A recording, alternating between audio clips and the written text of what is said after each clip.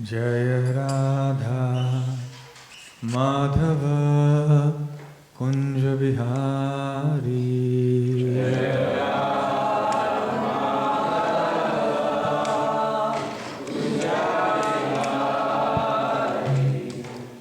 Jaya Radha Madhava Kunja Bihari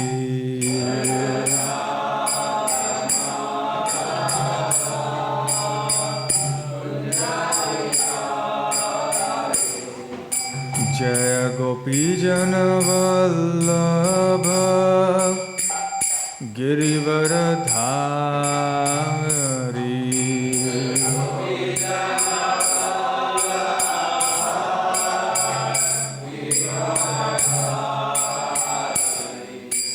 Jaya Gopi Jana Vallabha Girivaradhari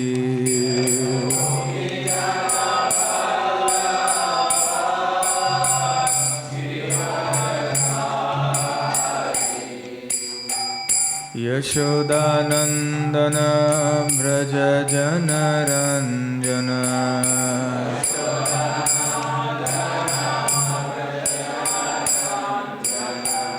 Yashodanandana Braja Janaranjana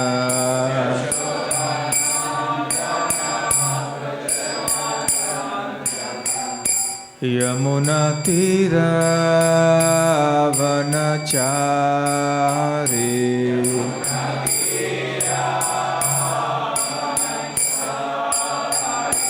Yamuna Tira Vanachari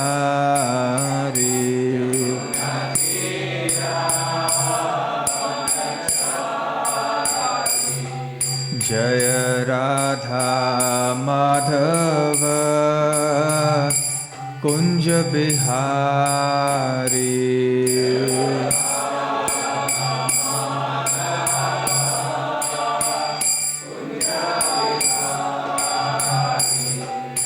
Jaya Shri Krishna Chaitanya Prabhu Nityananda Shri Advaita Gadadhar Srivasadi Gaura Bhakta Vrinda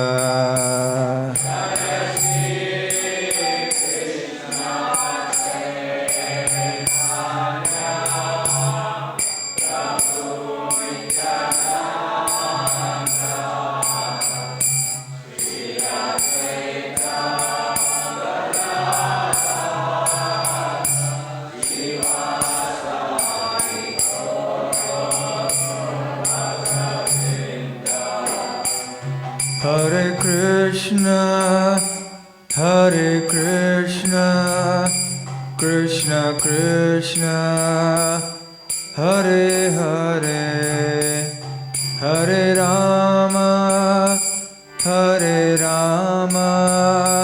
Rama Rama, Hare Hare.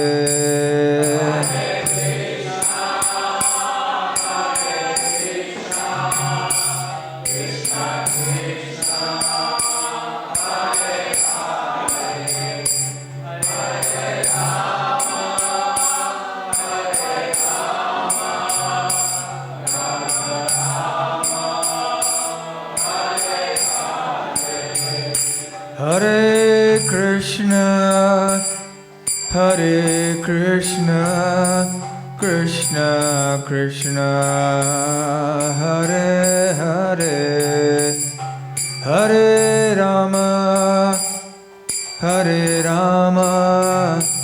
Rama Rama, Hare Hare.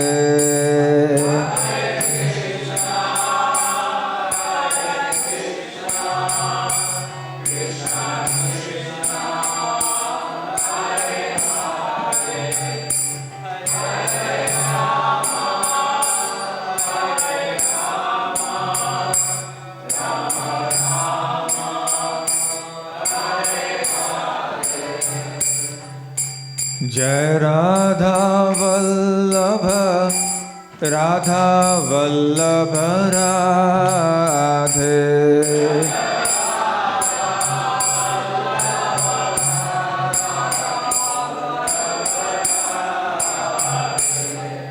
Jai Gauranitai Jaya Gauranitai Gauranitai Jaya Gauranitai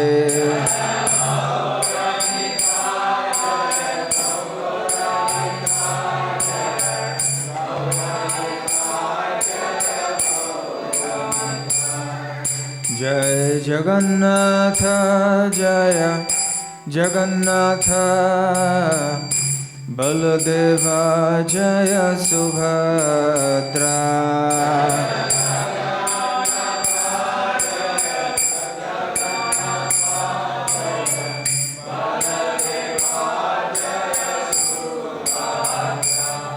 Jai Jai Prabhupada Prabhupada Prabhupada Jaya Jaya Prabhupada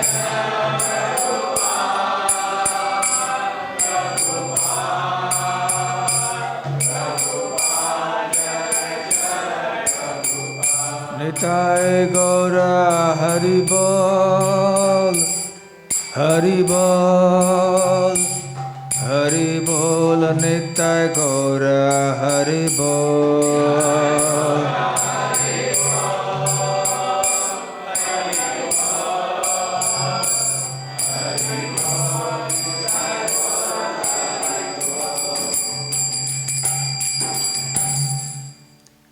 Jai Om Vishnupad Paramhansa Parivrajakaacharya Ashtottara Sata His Divine Grace Abhay Charana Ravinda Bhaktivedanta Swami Srila Prabhupada Ki Jai Ananta Koti Vaishnava Vrinda Ki Jai Shri Shri Radha Vallabha Ki Jai Shri Shri Gaurnitai Ki Jai Shri Shri Jagannath Baladev Subhadra Mahi Ki Jai Granth Raj Srimad Bhagavatam Ki Jai Nitai Gaur Premanande. All glories to the assembled devotees. All glories to the assembled devotees. All glories to the assembled devotees. All glories, all glories, all glories to Sri Guru and Gauranga.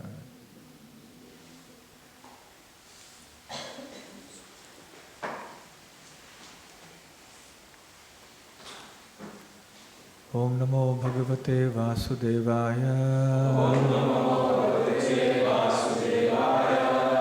Om Namo Bhagavate Vasudevaya. Om Namo Bhagavate Vasudevaya. Narayanam Namaskritya Naram Chaiva Narottamam Devim Saraswatim Vyasam Tato Jayamudiraye Nashtaprayeshva Bhadreshu Nityam Bhagavata Sevaya Bhagavatyuttama Shloke Bhaktir Bhavati Naishtiki.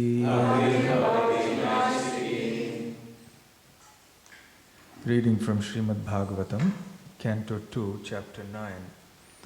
Answers by citing the Lord's version. Text 23. Pratyadishtam Maya Tatra Tvai Karma Vimohite Tapaha Me Hridayam Sakshat Atma Aham Tapasaha Anagha.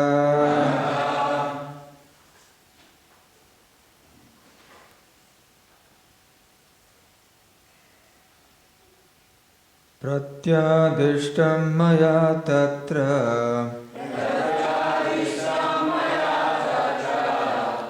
Tvayi karma vimohite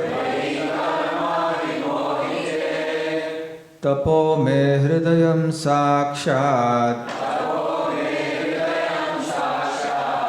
atmaham tapasonnagha pratyadishtam maya tatra Tvayi karma vimohite tapo me hridayam sakshat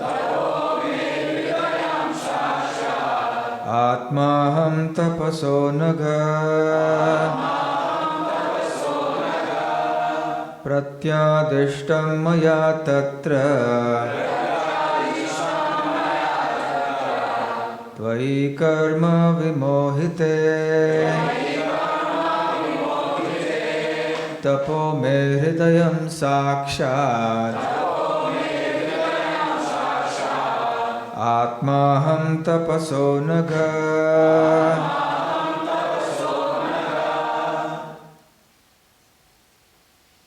pratyadishtam maya tatra Tvayi karma vimohite tapo me hridayam sakshat atmaham tapaso nagha pratyadishtam maya tatra Tvayi karma vimohite tapo me hridayam sakshat maham tapaso nagha. Ladies, please.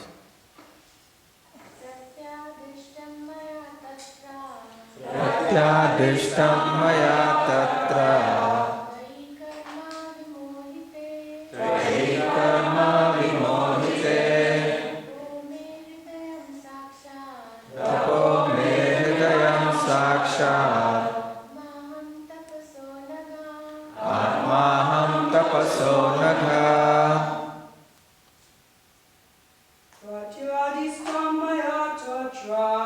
pratyadishtam maya tatra Tvayi karma vimohite tapo me hridayam sakshat atmaham tapaso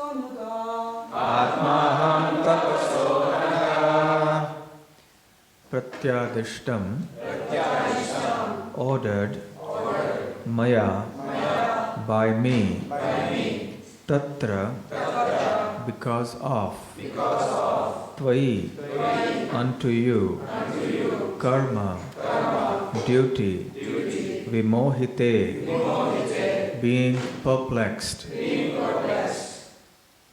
tapaha penance me unto me hridayam heart sakshat directly atma life and soul aham myself tapasaha of one who is engaged in penance anagha O sinless one. Translation and purport by His Divine Grace A.C. Bhaktivedanta Swami Srila Prabhupada. Translation. O sinless Brahma, you may know from me that it was I who first ordered you to undergo penance when you were perplexed in your duty. Such penance is my heart and soul, and therefore penance and I are non-different. Purport. The penance by which one can see the Supreme Personality of Godhead face to face is to be understood as devotional service to the Lord, and nothing else, because only by discharging devotional service in transcendental love can one approach the Lord. Such penance is the internal potency of the Lord and is non-different from Him. Such acts of internal potency are exhibited by non-attachment for material enjoyment.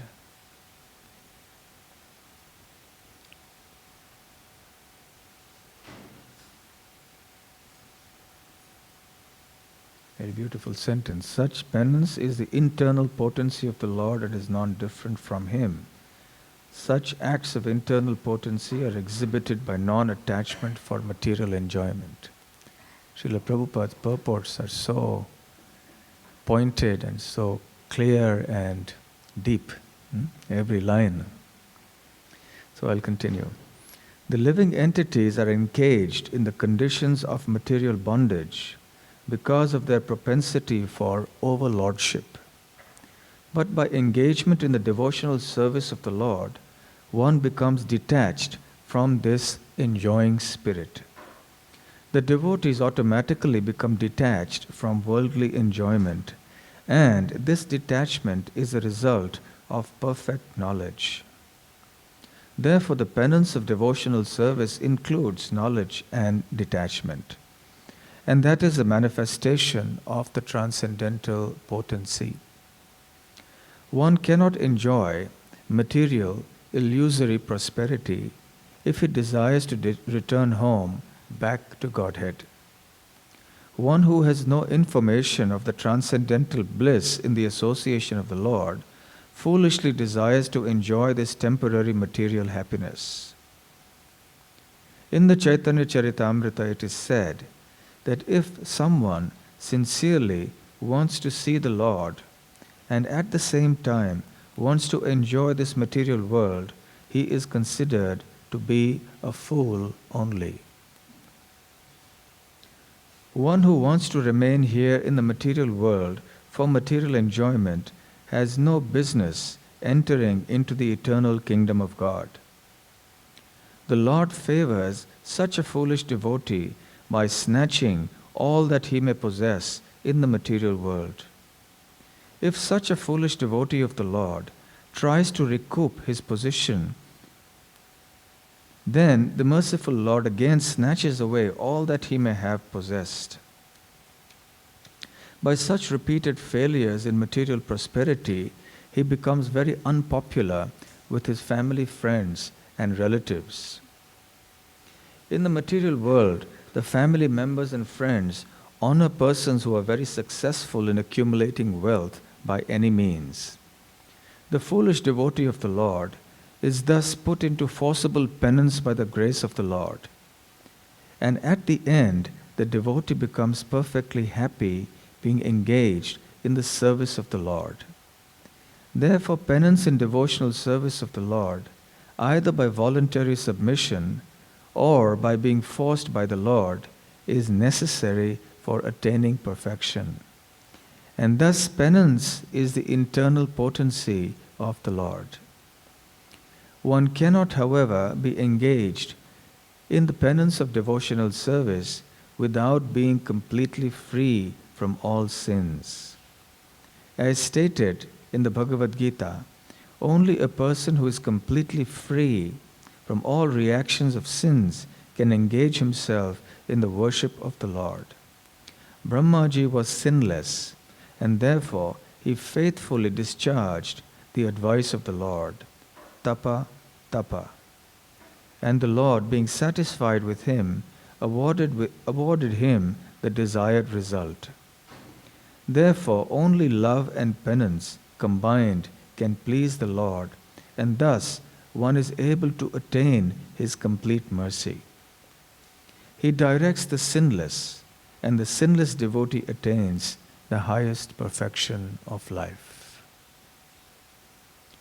Om Ajnana-timirandasya Jnananjana-shalakaya Chakshurunmilitam Yena Tasmai Shri Gurave Namaha Shri Chaitanya Manobhishtam Sthapitam Yena Bhutale Swayam Rupakada Mahyam Dadati Svapadantikam Vandeham Shri Guruh Shri Yutapadakamalam Shri Gurun Vaishnavamscha Shri Rupam Sagrajatam Sahagana Raghunathanvitam Tam Sajivam Sadvaitam Savadutam Parijana Sahitam Krishna Chaitanya Devam Shri Radha Krishna Padang Sahagana Lalita Shri Vishakhanvitamscha Nama Om Vishnupadaya Krishna Presthaya Bhutale Srimate Bhaktivedanta Swamin Niti Namine Namaste Saraswate Deve Gauravani Pracharine Nirvishesha Shunyavadi Paschatya Deshatarine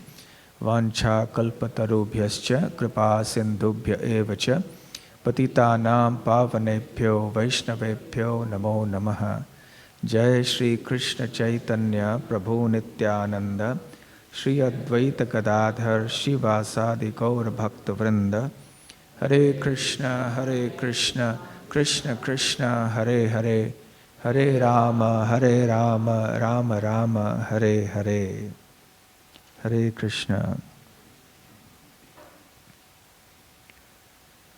The Supreme Lord is reminding Brahma that it was I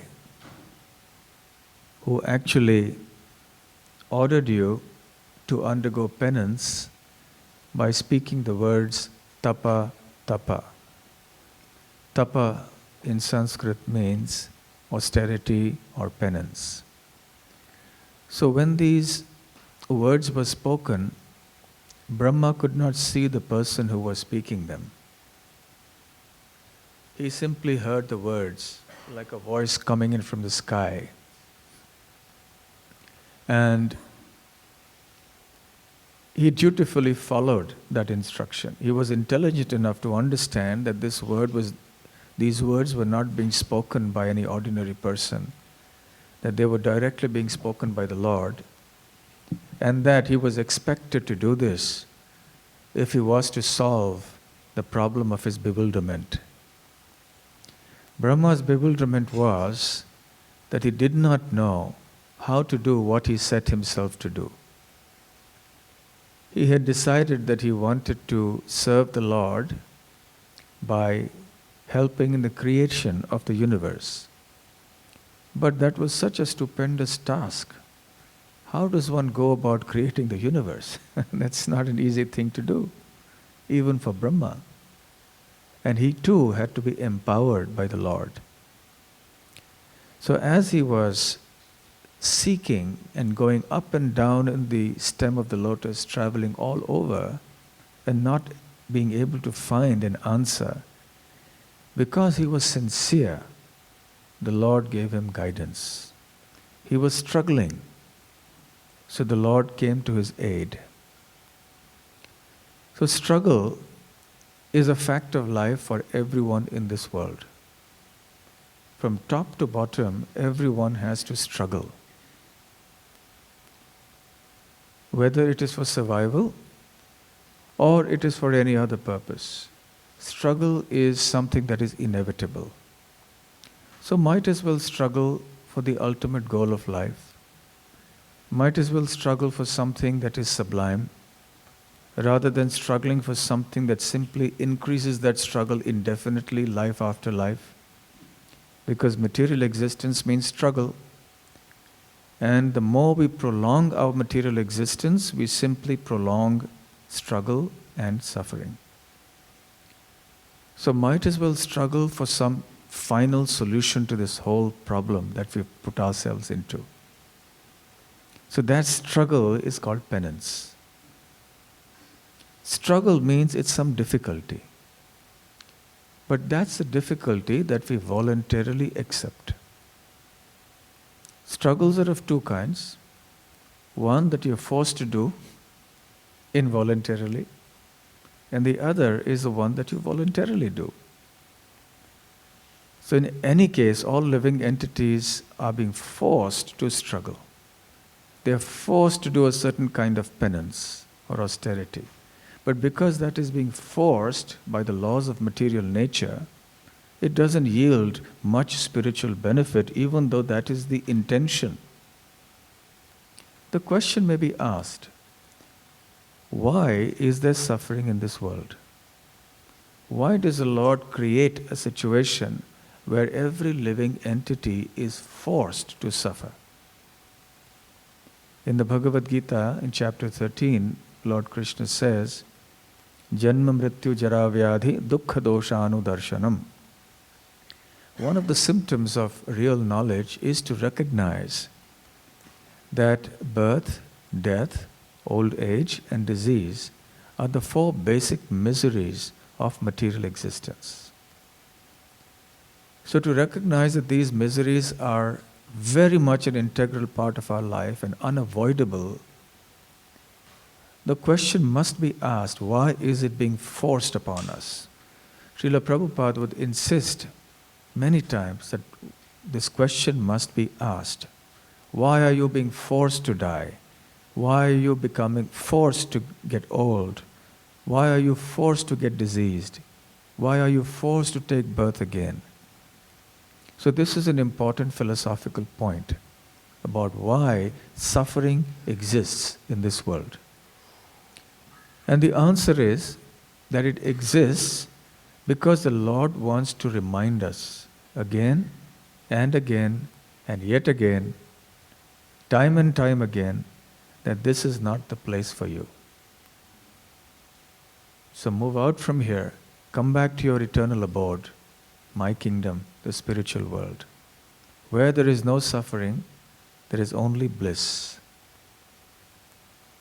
Let's take a simple example. Imagine that by mistake, unknowingly, we put our finger in the fire. We are busy doing something and there's a fire nearby, maybe in the kitchen or wherever, and our finger touches the fire. What happens? Immediately the alarm bells start ringing in the brain. There's a sensation, a very strong sensation of pain. When the fire contacts the finger, physiologically some things start happening in the body, which a doctor may explain more in detail. But some things start happening in the body. There's a sensation which we understand as pain or burning, and immediately the brain acts and instructs the hand to withdraw. And we move the finger out. Now imagine, if the body was incapable of feeling the sensation of pain, what would have happened? What would have happened? The finger would have got consumed. You would have lost your finger. Actually, sometimes that happens in some cases where the sensation is lost. I remember one lady devotee in a hospital, the nurse was a little neglectful. I won't mention the country and the details. And because of some ailment, there was some heating being done on certain part of the body which had become gangrenous or something like that, some problem. And the nurse forgot to remove that heating, with the result that the entire flesh was burnt away, and because she didn't have a sensation, she lost that foot. So it happens. So when the sensation of pain is not there, we may end up losing a very valuable part of our body. Yes, is a doctor speaking here. Leprosy in South India, last leprosy. Leprosy, okay. Your sensations are Gone, okay. So Mahatma Prabhu is a doctor. He is informing us very kindly that in leprosy also that happens. You lose sensations. So we can see that even though we don't like pain, nobody likes pain. When your finger gets burnt, you really don't like it. But imagine if that sensation wasn't there, what would have happened? So similarly, in this material existence, there's suffering and we don't like it. But it's very important. It's very valuable for us if we understand the reason. A child, when he puts his finger in the fire and gets burnt, he doesn't understand the meaning of that pain and the importance of pain. But an adult will understand, yes, it's good that I had this pain. Otherwise, my finger would have been consumed. So what is the function of that pain that comes about when we put the finger in the fire? The pain tells the brain, this is not where you're supposed to be. The finger, this is not where the finger is supposed to be. Immediately take it out. So the brain acts over time, emergency, come on, just take it out immediately. So similarly, suffering in this world is programmed or arranged by Krishna to send alarm bells ringing in our mind. This is not where I'm supposed to be. Come out of here. This is not your place. So therefore, our whole body gets consumed. And that's death. So we die again and again and again. What to speak of a finger, the whole body is consumed eventually. And this goes on and on and on. Now you see, sometimes people become very frustrated with their suffering condition in life and they kill themselves, they commit suicide. One of the ways to commit suicide is to consume poison. Lots of people do that. They take some poisonous substance, drink it. In India, it's a little common, rat poison or some chemical fertilizers. Or people try all sorts of things. And they consume that because they are so fed up with the frustrations with these sufferings in their life. So this is called visha. In Sanskrit, it's called visha. Poison means visha. Now, in Sanskrit, there's another word. It's called vishaya. But it means something different from visha. But it's more deadly. Vishaya means the objects of the senses. You know, we have the eyes and the ears and so on. And the eyes see form. So the form are the objects for the eye, for the sense of sight. Sound. Sound is the object for the sense of hearing, which is the ear. Taste is the object for the tongue. Touch is the object for the skin. Smell is the object for the nose. So our entire life, the life of all the species of life in this world, is engaged merely in trying to have a favorable or pleasant contact of these senses with their objects. So we want to hear a pleasant sound. We want to have fragrant smells to smell. We want to see beautiful forms, and so on. So these sense objects in Sanskrit are called vishaya. So which of the two is more deadly? Poison or the sense objects? What do you think? Visha or vishaya? Vishaya. Why is that? Why? Yes. Death can be repeated. Death can be repeated. Meaning, can you elaborate? You're on the right track. If we so that senses, our death will not just be once, as if we took poison, but the birth and death will be repeated. Excellent. So I think you should get some extra Mahaprasadam. With visha or with poison, you lose your body only once. You lose this one body that's taken away from you. It's consumed. But with vishaya, the more we try to enjoy sense gratification in this world, we have to die once, but we are forced to take birth again and again and again. So with visha or poison, we lose the body once, but with vishaya, we lose the body many, many times. Indefinitely, it goes on in an interminable cycle, which we can stop only by devotional service. So Srila Prabhupada here is speaking a lot about how the two can't go together. Material enjoyment and devotional service cannot go hand in hand. The two go ill together. And Prabhupada says, I'll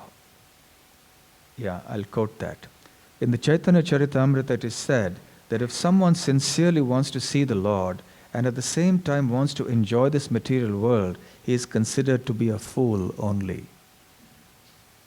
Prabhupada is mentioning here, if someone wants to sincerely see the Lord, that means he's sincere.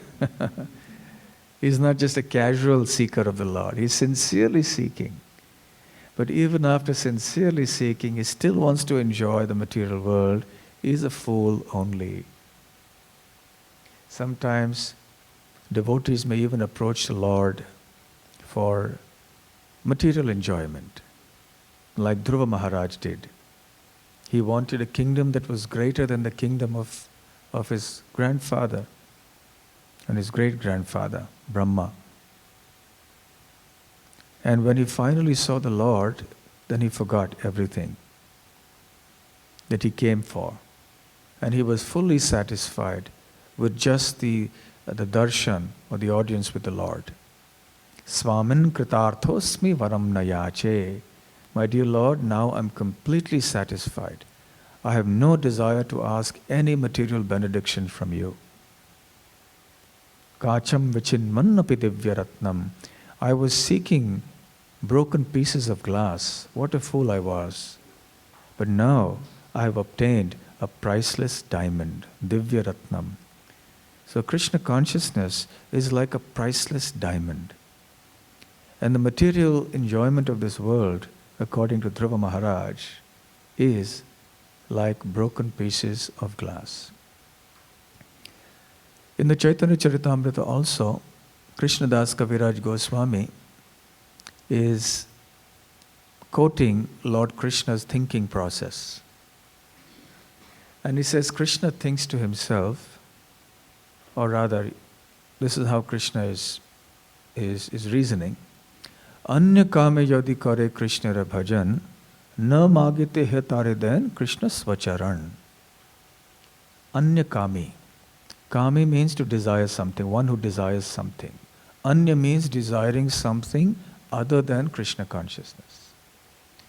So, if someone approaches Krishna for the fulfillment of some desire that has nothing to do with Krishna consciousness, in other words, some form of material enjoyment, or maybe merging into the impersonal Brahman or something, then Anya kame yadi kare Krishna ra bhajan. So if such a person performs devotional service to Krishna, Krishna dar no magite ha Krishna tare then swacharan. So even though that person doesn't want Krishna's lotus feet, he has come for some material desire, fulfillment of some material desire, but Krishna forcibly gives his lotus feet to that devotee.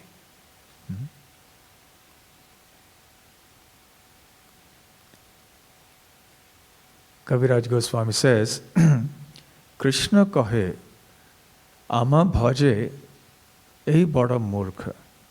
He's saying this person is worshipping me for some material enjoyment.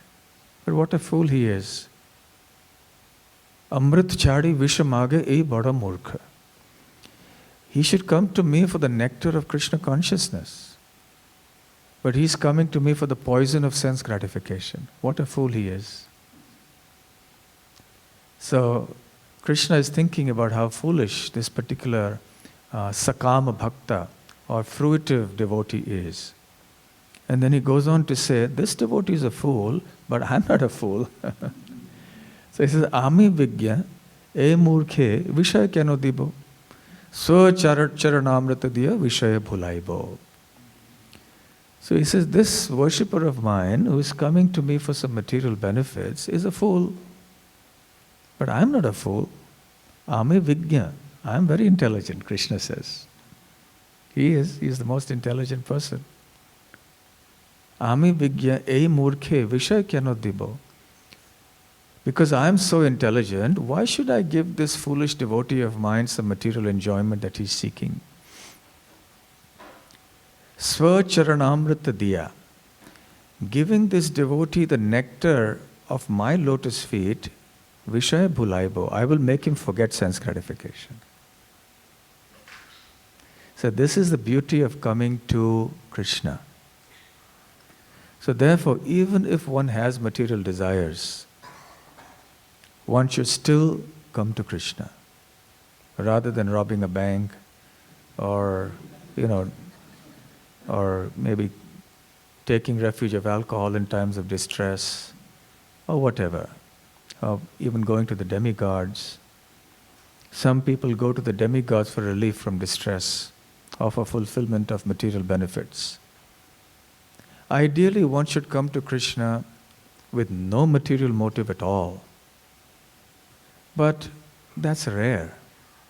Many people approach Krishna, but their hearts are not fully pure. So sometimes it may happen that we have some material desires to fulfill, but if one has to ask something material, better we ask Krishna.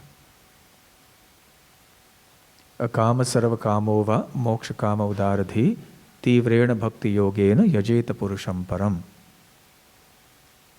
In the Srimad Bhagavatam it is said, whether one is akama, without any material desires, whether one is full of material desires, sarva kama, or whether one desires merging into the impersonal Brahman, moksha kama, one who is intelligent will, with unflinching faith and determination, one-pointed attention, worship the Supreme Personality of Godhead. So even if somebody has material desires, rather than taking shelter of some sinful activity or even taking shelter of the demigods, one should take shelter only of Krishna. What is the difference between asking Krishna for the fulfillment of material desires on one hand and asking the demigods for fulfillment of material desires on the other hand? What is the difference? Anyone would like to answer? Yes, Mahatma. When we ask Lord Krishna for fulfillment of some desire, he sees that desire may be fulfilled, but we also become his devotee at the same time. Whereas the demigods, they will give you, but they will not take care of your spiritual progress as much. Very nice, wonderful. So when we approach Krishna for the fulfillment of material desires, eventually by his mercy he will take away those material desires and give us pure devotional service. I'm not encouraging that we should approach Krishna for material desires. I'm just making a philosophical point. So therefore, we become free of material desires and we can become eventually pure devotees. But that's a long way, it's a long road. Might as well take full shelter of the Lord with a pure heart. On the other hand, taking shelter of the demigods doesn't take care of the purification of the heart. The demigods are business-like. It's a business dealing. You worship them, give them what they need, and they've got the hat of their business hat at that time. They haven't got the hat as devotees. The demigods are devotees. But, when they do business, then they have, just like a devotee who's a businessman. When he's in the temple, he's dealing as a devotee with fellow devotees. But when he's doing business, let's say he's a shopkeeper or something, and he's selling something to a customer. Now if he starts being generous and giving out everything free, then what's going to happen? Then he won't be able to earn his livelihood. So when he's a businessman, he does business. So he's got the hat of a businessman at that time. So when the worshippers of the demigods approach the demigods wear the hat of being businessmen, so to speak. So when they are when they receive what they want in terms of the sacrifices and so on, then they reciprocate by giving whatever benedictions that devotee or that worshipper wants. So once that benediction is given, then the demigods are through. They have no further business with that worshipper. And the desires to ask for material benedictions, that doesn't go away, that remains.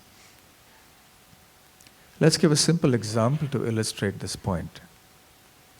Let's say we have some injury on the finger or the hand and an itching sensation. and we want to scratch it and scratch it, because when we scratch an itch, it feels nice, yeah? Doesn't it? It really feels good when it gives a pleasing sensation. Just rub it, it feels nice. But because it feels nice, if we go on rubbing it, what happens after some time? Then it becomes a festering sore. Then you'll have to go to the doctor after that, or use some antiseptics or whatever it is.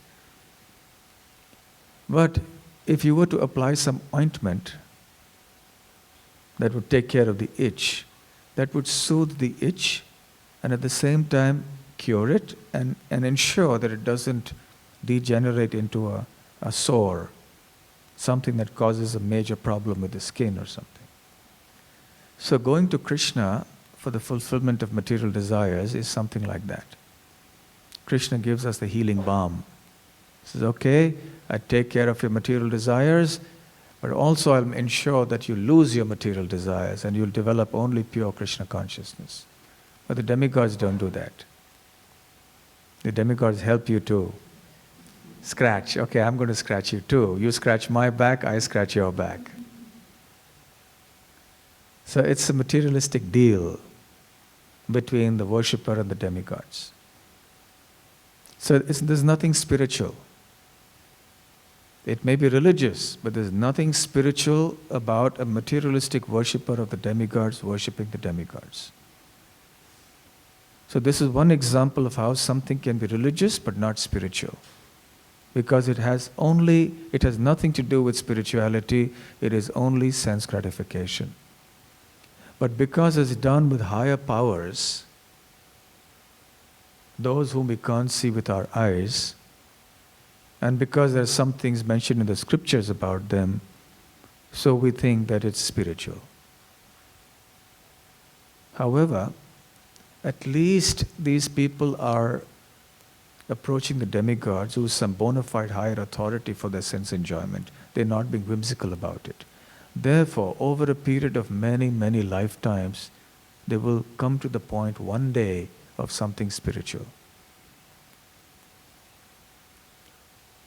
So it's better to be a worshipper of the demigods to enjoy material benefits than to be a whimsical enjoyer. But better than worshipping the demigods for material benefits is to worship Krishna for material benefits. And better than worshipping Krishna for material benefits is to worship Krishna out of pure love, without any material desires. That's Mahatma. So in the Bhagavad Gita, Srila Prabhupada mentions that there are 5 kinds of worshippers. One are the Mahatmas, who serve Krishna with pure love. Mahatmanastu mam partha daivim prakritimashritaha bhajantyananya manaso jnatva bhutadim avyayam. The Mahatmas or great souls are those who have taken complete shelter of the divine energy of Krishna. Daivim Prakritim. So the Acharyas explain, what is this Daivim Prakriti? Divine nature? Who is that divine nature? Srimati Radharani, that's right. So the devotees, they take shelter of Srimati Radharani. In the Nectar of Devotion also, Srila Prabhupada explains that the devotees in Vrindavan take shelter of Srimati Radharani, who is a reservoir of pure devotional service to Krishna.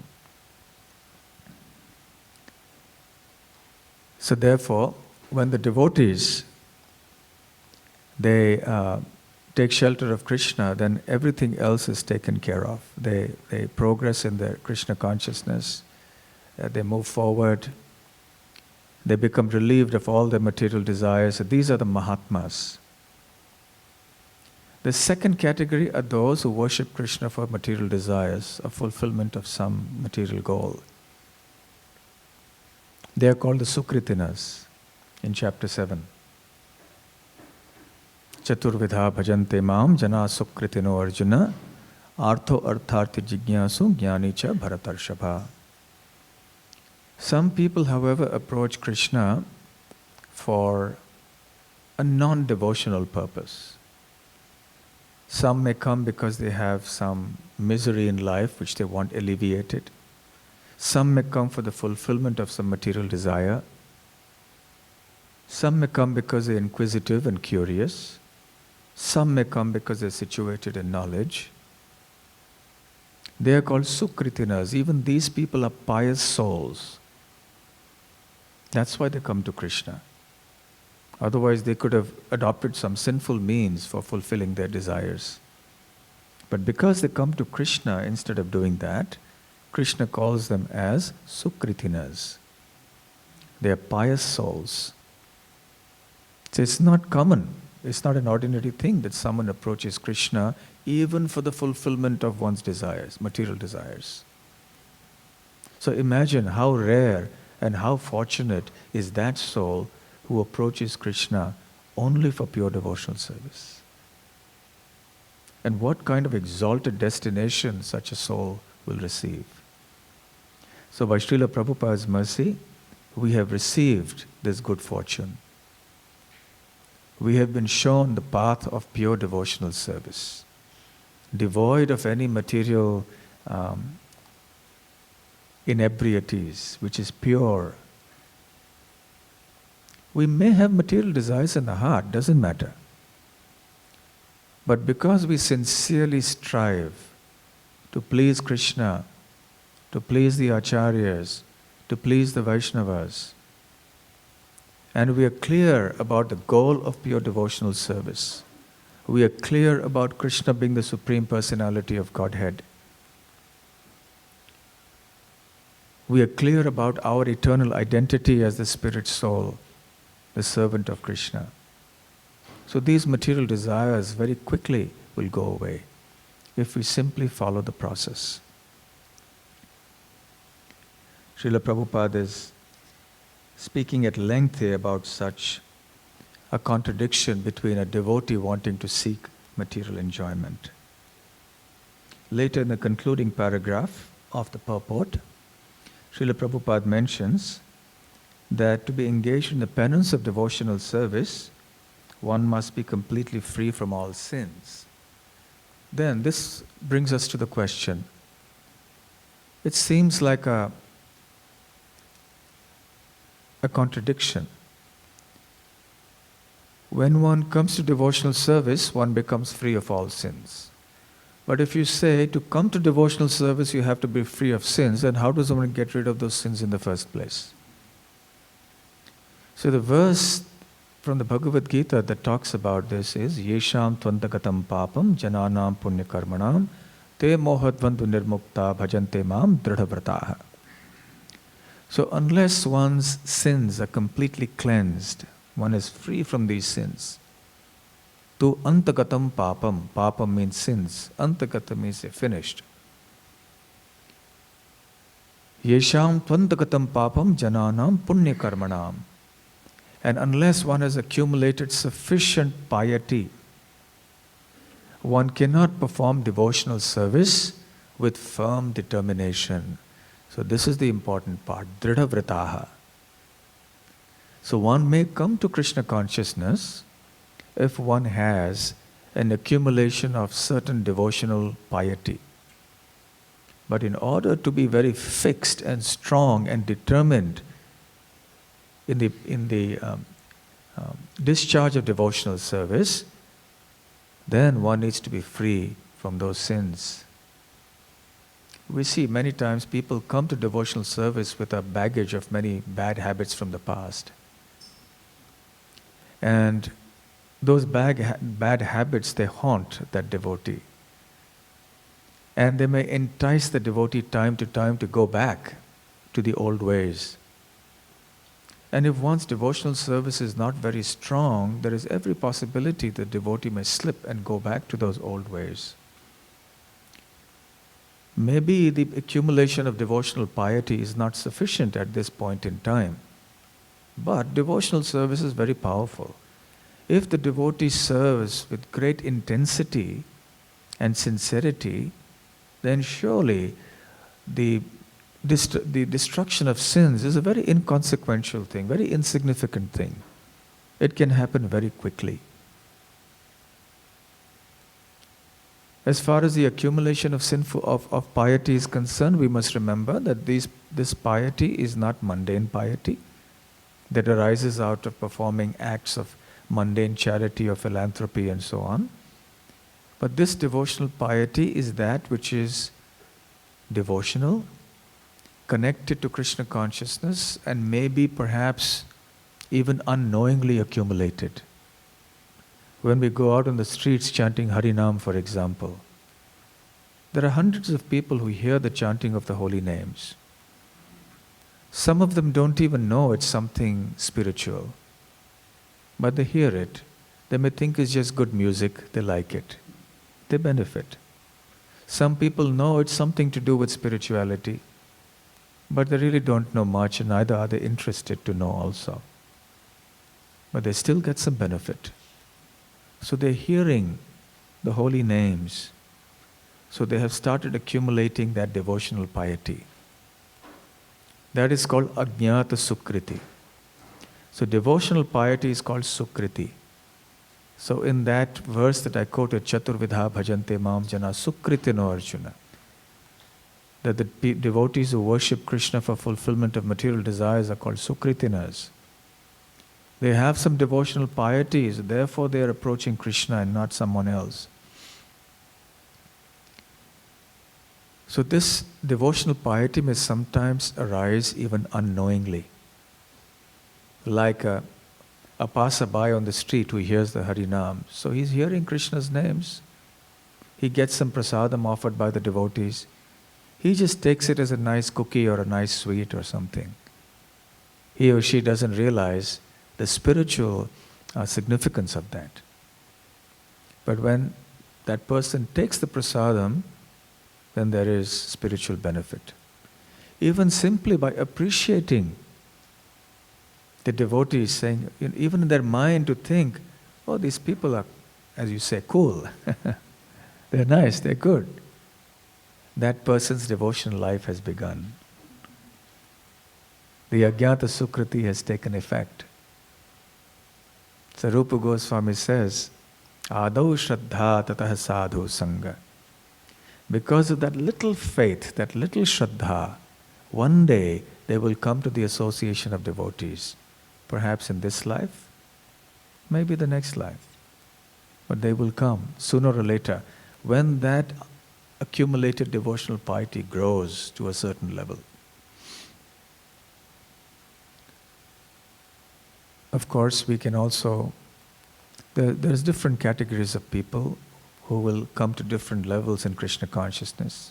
Some will just be at the level of accumulating devotional piety, and we will have to wait for a future lifetime for them to come to Krishna consciousness actively.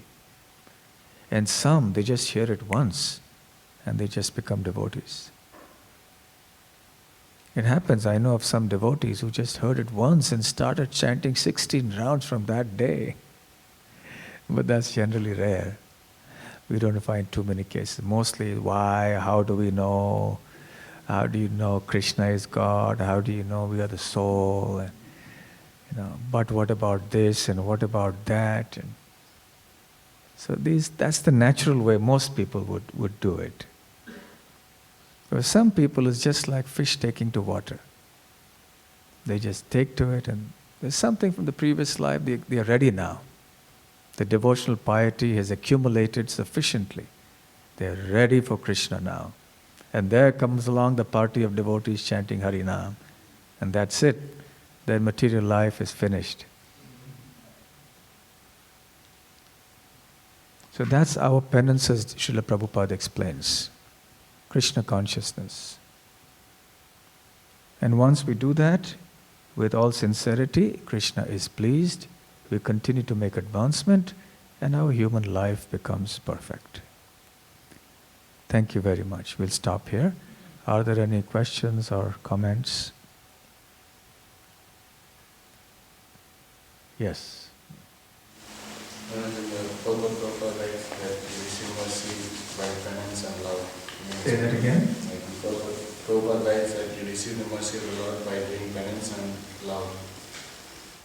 In the purport, Srila Prabhupada says What?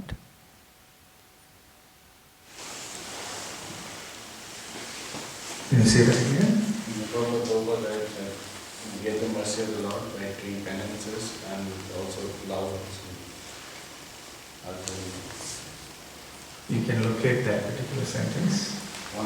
Therefore only love and penance combined can please the Lord, and thus one is able to attain His complete mercy. Yes. So, what like penance means? How do we put like love and penance? How can we, Srila Prabhupada says that love and penance both are required to please the Lord and obtain His mercy. So how can we do both? By doing exactly what? Combining both. How can we combine love and penance? When the penance is performed out of love, you combine both. Yes? Let's say you're fasting, you fast out of love. You're cleaning the temple, you're lifting buckets to crossways. You're serving out prasadam, or you're cleaning the courtyard of the temple, or even you're chanting your rounds and fighting sleep because you had less sleep last night, but you try to chant sincerely. It's penance when you're trying to do something that's difficult to do, but you're doing it as a labor of love, not as a burden, but out of love. So that's a sincere expression of our desire to please the Lord. So that's the combination of love and penance. Okay? Any questions? Any other questions? Yes. Well, you mentioned the 4 categories of people who approach Krishna, who have a background of piety. Yes. What is the exact difference between the inquisitive and the one in knowledge? Because I would assume that the one who's inquisitive would also have some knowledge, and the one in knowledge will be inquisitive as well. So what is the... Okay, so the question is that in the 4 categories of pious souls who approach Krishna, what is the difference between the 3rd and 4th categories, which means the inquisitive, jigyasu, on one hand, and the jnani, which means the one in knowledge on the other, because it seems that the jigyasu, the inquisitive person, will have some knowledge, and the knowledgeable person will also have some inquisitiveness. The answer is that the inquisitive person is generally not so well versed with knowledge. He's seeking. But even his seeking may or may not be so serious. And even if it is serious, at the time of starting out, he isn't so well versed with the understanding. And is not so firmly situated in knowledge. But the jnani is already situated in knowledge. So of the 4 categories, the jnani, Krishna says, is the best. Okay? Any other question? Yes. Maharaj, like Prabhupada explained in this purport that penances must be performed. And then we see that people Swamis perform penances like Rasamrita Swami, and like Bhaktivedanta once in 3 days, or Rupa Goswami when he wanted to punish himself for offending Sanatana Goswami, he was doing so many austere penances. So then, and they were doing it out of devotional service, it wasn't at just a knowledge level. Is it possible to attain that level these days? Like Of austerity. yes. So your question is it possible for us to attain the level of austerities that the 6 Goswamis did in Vrindavan? Yes? Like you mentioned that Raghunath Das Goswami used to have a glass or a cup of buttermilk. Well, actually he would sometimes have a palmful of buttermilk at a glass, and that also sometimes every 2 or 3 days, if he remembered to. So I think that should answer your question. That is it possible for us to do it in this day and age for us? The answer is very clearly no. We cannot try to artificially imitate the 6 Goswamis. Neither can we try to imitate the great souls of the Bhagavatam from earlier ages. I remember one devotee, he became so inspired after reading Dhruva Maharaj's story that he decided he wouldn't sleep lying down. So he would sit in the temple hall at night and sleep, sitting up. So he would do that. He managed to pull on for, that was a whimsical kind of austerity because that's not really something that's recommended for us.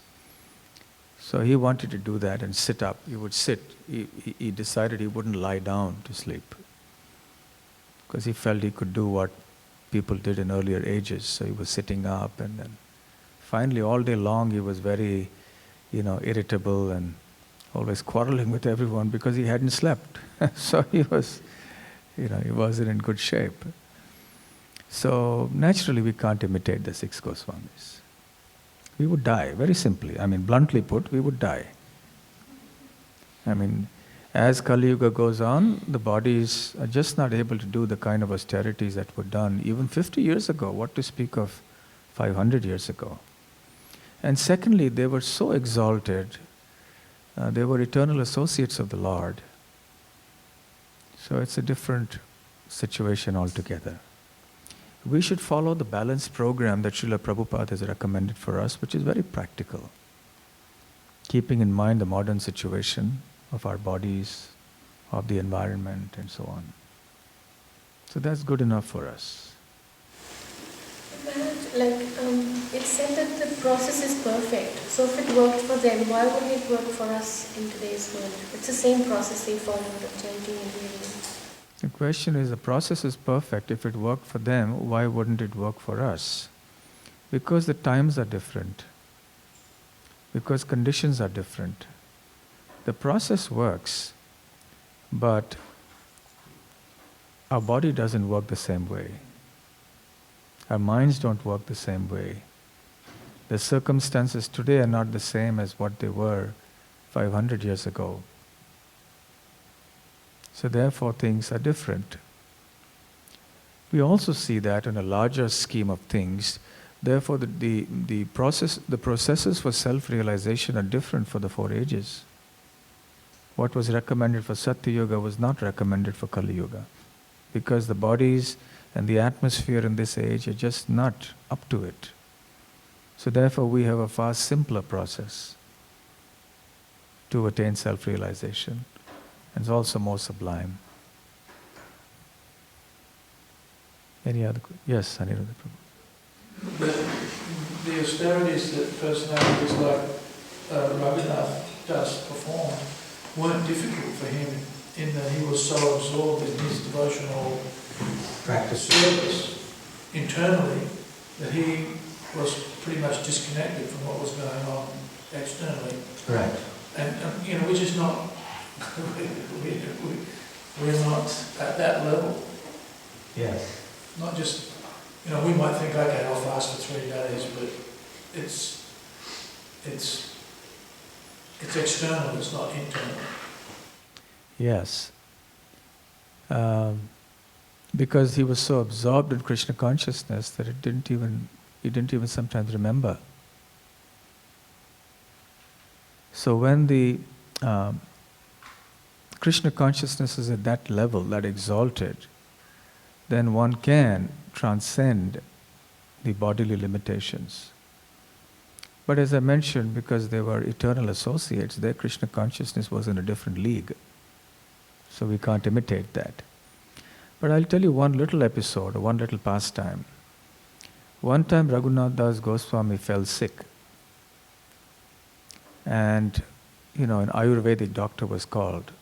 The local Babajis who assisted Raghunath Das Goswami, who really worshipped him and held him in very high regard, they called an Ayurvedic doctor. The doctor examined his pulse and everything and said he has indigestion. He has overeaten. So the other Babaji said, what on earth are you talking about? Indigestion, and he doesn't eat anything. He hasn't eaten anything for 3 days. He just takes a little buttermilk, a little at the end. How can he have indigestion? So the Ayurvedic doctor said, my science is perfect. I have not made any mistake. Now it's up to you to decide what he's done, what he's not done. But as a doctor, I'm telling you that he's got indigestion. So then they asked Raghunath Das Goswami, he's saying this, so what's going on here? So then Raghunath Goswami said, oh yes, I was meditating on a pastime of Krishna. And then I had cooked and I had taken a lot of, sweet rice in his meditation, not physically. In his meditation, he had consumed some nectarian Mahaprasadam, sweet rice, that he had offered to Radha and Krishna. So because he'd done it in his meditation, so he was completely fed. His body was nourished because of that. So perhaps if we try to get some solace in our day of fasting by thinking of sweet rice, it makes it worse, yeah?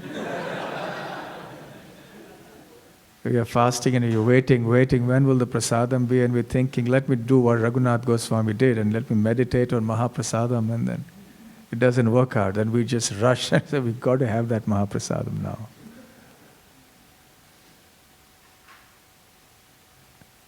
Yes, Anil.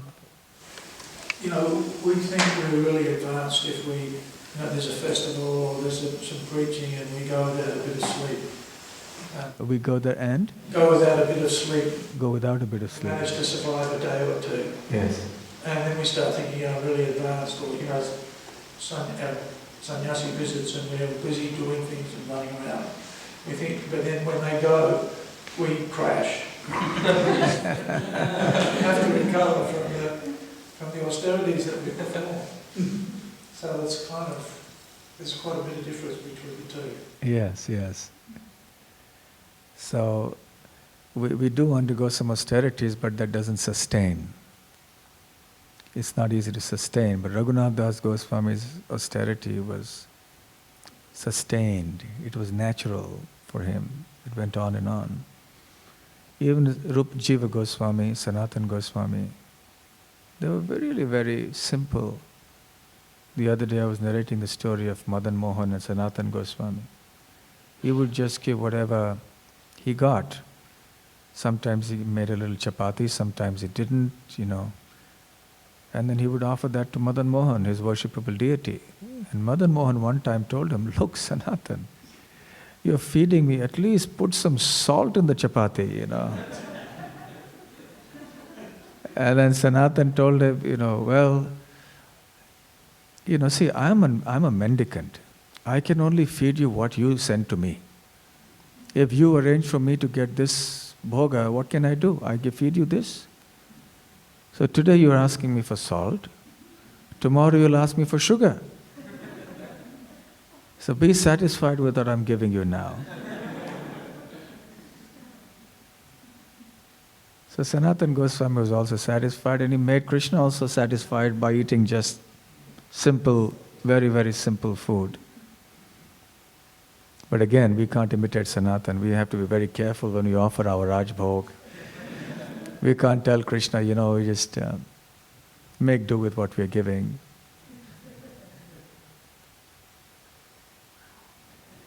Okay, so yes, one last question. Prabhupada said that many of his disciples will end up in the heavenly planes. Could you elaborate on that? Can you say that again? Many of? Prabhupada said that many of his disciples will end up in the heavenly planes. Would end up in the heavenly planets? Yes.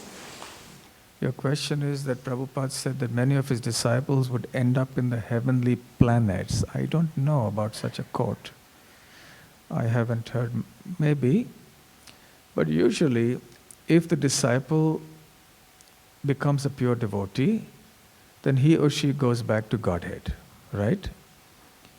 If the devotee doesn't go back to Godhead because the devotional service has remained incomplete, not 100%, but if that devotee has performed very dedicated devotional service, then it's expected that in the next life, the devotee will be born in a Vaishnava family. rather than going to the heavenly planets.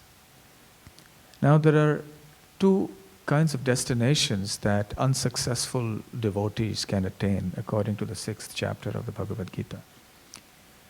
And there's a distinction between the two. Those who perform very little advancement in Krishna consciousness are born in the higher planets. Shuchinam Srimatam Gehe Yoga Bhrashto Vijayati. So they take birth in the heavenly planets, and then they come back, they come back on the earthly planet. Those who are more advanced, they take birth in devotee families. What determines the level of advancement? That's Krishna's judgment. That Krishna decides who will take birth where, whether we go to the heavenly planets or not. Actually, going to the heavenly planets is a distraction. And it's a lot of time that's gone because we have only 10,000 years left before the Kali Yuga stops in. And by the time you go to the heavenly planets and come back, the Kali Yuga is over. So I don't know about this quote, but it's most likely that everybody who has taken Krishna consciousness seriously in this life and who has somehow not been able to complete it would get a birth in a devotee family. Again, if they haven't gone back to Godhead. That's the more likely thing, unless someone has not at all taken it seriously, so been very casual about it. Then such a devotee may take birth in the heavenly planets. Yes? We are talking about Vishaya. Should tells Arjuna, Krishna and Bhagavan that senses and sense objects have mutual relationship, Yes. Like made like that. And how to solve that problem. So Krishna mentioned that by engaging in devotion service, ultimately senses will be attached to me. But then, if you think of Mangal Thakur, he poked his eyes. He was doing devotional service, but seems like he tried to disconnect the sense object and the senses. So, in present condition, although you are doing devotional service, but sense objects are there, or you already deal with that. Okay, the question is that there seems to be a natural correlation or a connection between the senses and the sense objects. And we see there are some examples like Bilva Mangal Thakur, who gouged his eyes out so that the eyes wouldn't be able to distract him from his Krishna consciousness. Then how does one understand that? These are very extreme examples in history. And certainly it is not recommended that we should try to imitate Bilva Mangal Thakur. Bilva Mangal Thakur took that extreme step because he was so intensely wanting Krishna. And then all of a sudden this distraction came up, his old desires came up, and then he became so frustrated with himself that he just did that. But that is certainly not recommended. What happens in the lives of very exalted souls are special cases. And one doesn't imitate special cases like that. One rather follows in the footsteps by following their devotional examples. His natural attraction to Krishna is what we should try to imbibe. So the solution for us is to engage our senses with sense objects by dovetailing them in Krishna consciousness. We can't do without the senses. Actually, we can't do without sense gratification. But that sense gratification has to be in Krishna consciousness. So we fulfill our sense of taste by taking only Krishna prasadam, nothing else. We try to see with our eyes beautiful forms, but we see the deities. So we hear pleasant music, pleasant sounds, but only in connection to Krishna So we hear kirtans and bhajans and so on.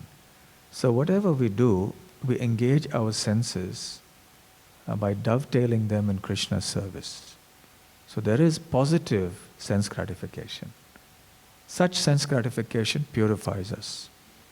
But sense gratification that is independent of Krishna, disconnected from Krishna, will cause our fall down in this world, take birth again and again. Okay? Yes. Final question. Why doesn't Sanatana Goswami wear clothes? Why doesn't Sanatana Goswami wear clothes? He wears a simple cloth around his waist. You can see the picture. We have a picture of 6 Goswamis here on the altar. There it is. They do wear clothes. That's sorry? Yeah, not very, just one. And sometimes a higher one on the top of the body. Because they were living very simple. Okay, thank you very much. Srila Prabhupada ki jai, Grantharaj Srimad Bhagavatam ki jai, Gaur Premanande, Hari Hari Bol.